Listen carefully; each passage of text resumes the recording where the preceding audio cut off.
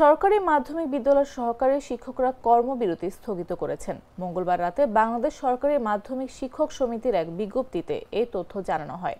শিক্ষার্থীদের স্বার্থে কর্মবিরতি সাময়িক স্থগিত ও বার্ষিক পরীক্ষা গ্রহণের সিদ্ধান্ত নেওয়া হয়েছে বলেও বিজ্ঞপ্তিতে উল্লেখ করা হয়। ফলে বুধবার থেকে সরকারি মাধ্যমিক বিদ্যালয়ের বার্ষিক পরীক্ষার কার্যক্রমে অংশ নেবেন সহকারী শিক্ষকরা।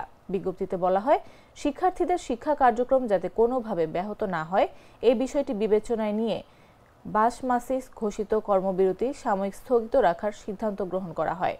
বার্ষিক পরীক্ষা শিক্ষার্থীদের একাডেমিক অগ্রগতির জন্য অত্যন্ত গুরুত্বপূর্ণ।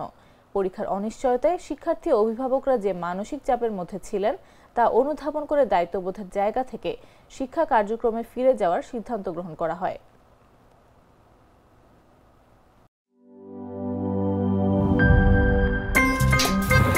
আমার একটা স্মার্ট সিদ্ধান্তে 25% গ্যাসের খরচ কমেছে। ভাবছেন কিভাবে? সাধারণ গ্যাস স্টোভ বদলে আমি এনেছি আরএফএল গ্যাস স্টোভ। এর সাইন্টিফিক নজল ও ব্রাস বার্নার ক্যাপ সমানভাবে তাপ ছড়িয়ে রান্না করে দ্রুত। তাই গ্যাসও বাঁচায় 25%, টাকাও বাঁচে 25%। আরএফএল গ্যাস স্টোভ নিরাপদ ও গ্যাস সাশ্রয়ী।